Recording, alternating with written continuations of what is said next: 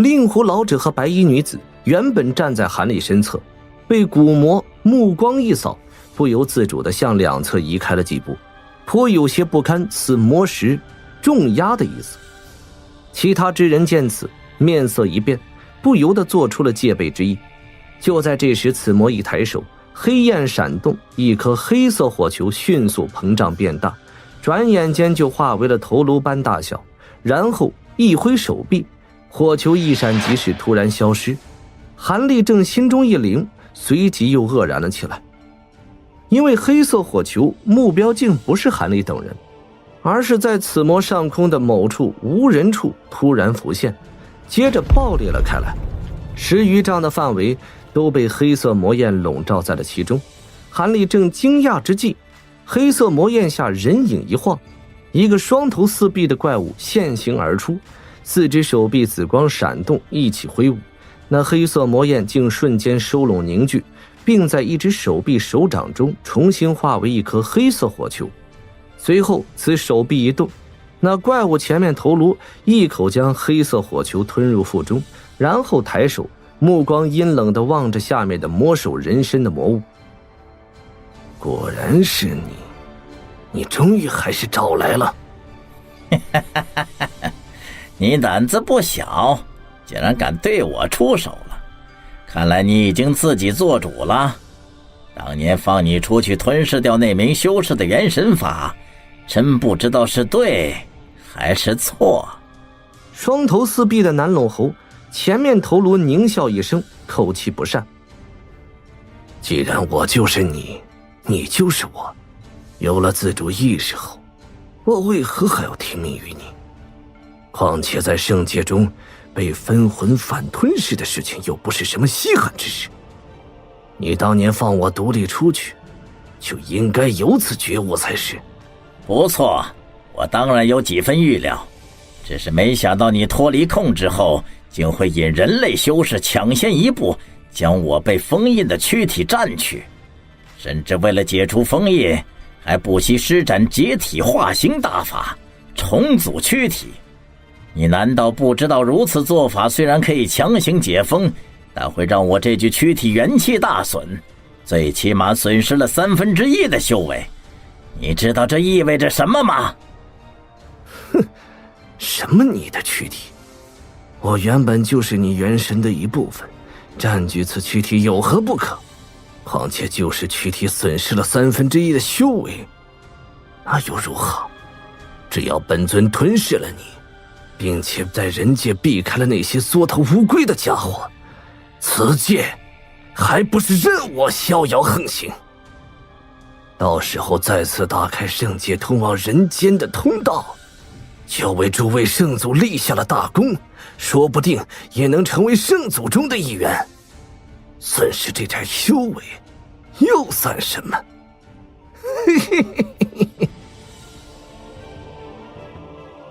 双头四臂的魔魂听了这话，知道事已至此，说什么都没用了。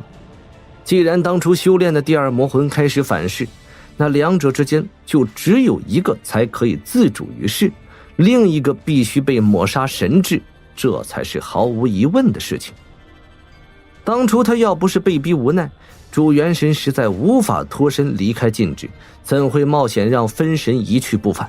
如今自己虽然因此脱困而出，分魂也果然出了差错。不过对方虽然侵占了魔躯，修为不是他临时找的魔化之躯可比，但当年他才是主元神，自然在放出去的分魂上设下了一定的禁制。虽然不知道对方破解了多少，但争斗起来鹿死谁手还真是不好说之事。想到这里，魔魂一颗头颅转手看了一眼四周的众修士，突然冷冷说道：我二人谁吞噬谁以后再说，我二人先吞噬掉这些修士元婴，大补一番，然后再单独找出僻静之地一决从属。我可不想让这些人类修士做渔翁得利的美梦。你没有不同意见吧？当然没有意见，我体内残存的禁制正好炼化了七七八八，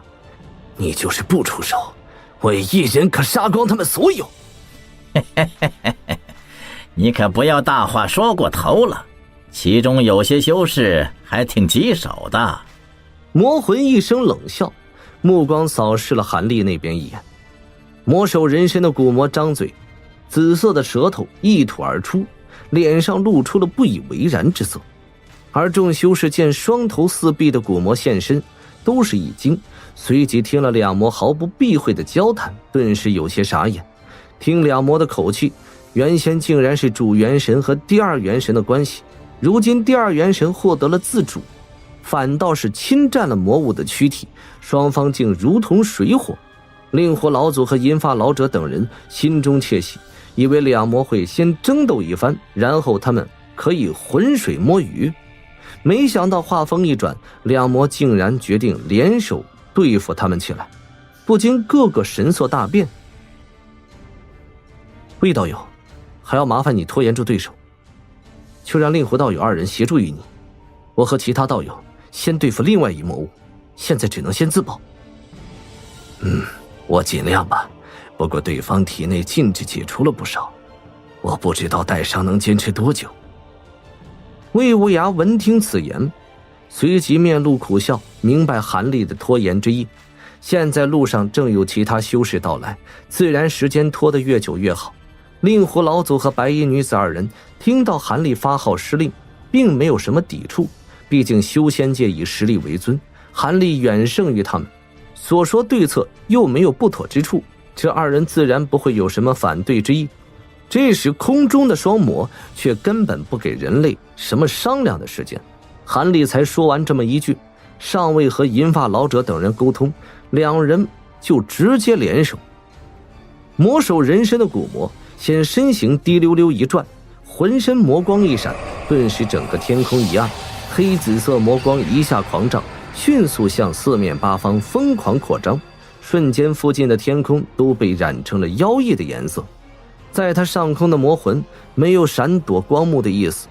反而两个头颅面露诡异之色，身形一晃就在光幕中消失得无影无踪。一见此情形，众修士自然知道大战开启，无论原先心中存了什么心思，现在只有硬着头皮上。而魏无涯身上绿光大放，接着身形在毒雾中再次消失，而原本平静下来的雾气开始澎湃激荡，一下从中飞出10余毒雾凝聚的碧绿毒蛟，张牙舞爪地向空中扑去，竟能抵住那声势大涨的魔光，暂时不落。令狐老祖和白衣女子见此，当即互望一眼，化为2道惊鸿直奔魏无涯那边飞去。其中白衣女子取出那面紫光宝镜，放出了一道奇粗的5色光柱，竟一下冲开了眼前的光幕，毫不犹豫地飞遁了过去。而令狐老祖原本的圆环古堡已失，只有取先前使用过的玉如意先护住全身，然后放出碧绿小印，化为一团绿霞向墨色光幕砸去，倒也是声势极大。在他们心目中，即使魏无涯身受重伤，但身为威震天南数百年的大修士，自然比待在韩立身边更可靠一些。最起码那个魔魂的隐形之术太诡异了，他二人可没有把握识破，还是不如在魏无涯毒雾的庇护下对付对方一只魔物较为安全。二人转眼间飞入了绿雾之中，魏无涯也早就开放了通道，让二人安然无恙进入。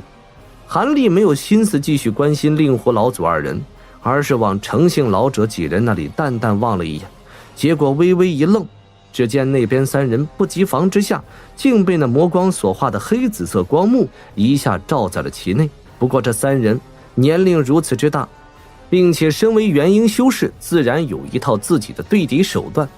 当即3人和2具傀儡猛然往中间一聚，背靠背形成了一个梅花状的防守阵型，然后各自取出自己的防御宝物，化为团团灵光闪动不已，竟瞬间布下了多达5、6层的凝厚护罩。那2具恶鬼傀儡甚至一起张口，喷出浓浓的灰白色阴气，将5人身形淹没在了其中。与此同时，韩立耳中也传来了银发老者的传声：韩师弟，这魔物看起来厉害异常，不如聚在一起比较稳妥。韩立闻言苦笑了一声，看来这3人没有路线图就闯到了这里，还真是有一套自己的手段。他倒不用太操心这位程师兄，不过如此做法虽然看起来安全，但也将自己限制得死死的，必须几人行动如一才能配合得当，而他可不擅长与人配合，还是独自行动的好。心中这么想着，魔木也到了韩立的头顶。韩立眉头皱了皱，青光一闪，一层青蒙蒙的灵光将自己护在了其中。接着两手一抬，对着光幕十指连弹，10余道丈许长的青色剑气纵横交错激射而出，轻而易举地将黑紫色的光幕划的是七零八落。韩立见此情形反而一怔，但马上四下望了一眼后，就无奈地叹了口气，将手臂放下。虽然头顶处的光幕被击散了，附近则都起了黑紫色的魔光，但已经身处古魔的魔幕包围之中。此刻这古魔的此魔幕最起码覆盖了方圆10余里大小，实在是声势惊人异常。韩立手中动作略一迟缓，天上魔幕一闪之后就再次恢复了原状，又一次照落而下。这一次韩立除了一抖袖袍，将蓝光遁放出，再给自己加了一层护罩后，并没有去做无谓的动作。韩立一下被黑紫色的光幕淹没其中，目光闪动几下，似乎并没有什么事情发生，但韩立眉头皱了皱，他可不相信古魔放出这般光幕会做无用的事情。片刻后，在他留神下，终于察觉到了什么，脸色顿时阴沉了下来。虽然身体没有什么异样，但释放出的2层护罩却都出现了法力流失的现象。虽然非常轻微，但在持续不断的情形，法力的消耗就可想而知。这些黑紫色的光幕竟能直接吸收法师的法力，韩立心中微惊，略一思量，就2手一握拳，几声雷鸣声响起，2道粗大的金弧从手中骤然出现，接着电光一闪激射而出，迅速没入了2层护罩之中，才爆裂了开来。噼啪之声大起，青蓝2层护罩表面无数纤细的电弧跳跃闪动不停，那些接近的魔光顿时畏惧的一下推开了数寸，法力流失的诡异现象一下停了下来。韩立这才松了一口气，神念一动之下，天绝魔师和众傀儡一齐上前，一下将他簇拥到了中间位置。那10几只巨龟直接背部寒气大冒，一枚枚晶莹巨大的冰锥瞬间凝聚成型。这一切举动看似不少，其实只是转瞬间的事情。韩立这才面无表情的目光闪动，明清灵眼也施展了开来，但往前左右一扫，他心中又咯噔了一下。怎么回事？在灵幕之下竟然没有看到那魔魂的踪影，让韩立心中一沉。但他深吸了一口气，将心中不安强自按捺了下去，然后身上青光狂闪不定，全身灵力都被调动了起来，往双目灌注而入。顿时这一对瞳孔中蓝芒晶莹摄人，将明清灵眼提升到了极致。这一次韩立扫视了一遍，终于有所发觉，他脸色一变，背后的10几只巨龟同时灵光闪动，上千根大小一样的冰锥蓦然激射而出，将一侧的某处不大的地方全都笼罩在了其内。黑气蓦然在冰锥笼罩下出现，双头4臂的魔魂面带惊讶之色现形出来，其3只手臂中多出了法旗、圆环、小剑等3样宝物。此刻见到漫天冰锥激射而下，3只持宝手臂同时轻轻一挥，小径中喷射出了黑色霞光席卷而来。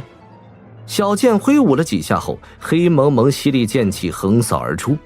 至于那件刚到手的圆环，也不知他怎会知道用途，轻轻一晃之下，无数道大小环影密密麻麻脱手而出，声势惊人。漫天的冰锥尚未落下，就被这些法宝在半空中击得粉碎，白蒙蒙的寒气遍布附近10余丈之广，温度骤然下降。但身处其中的魔魂丝毫不在意此事，反而阴沉一笑，身形一晃，再次在魔光中消失不见。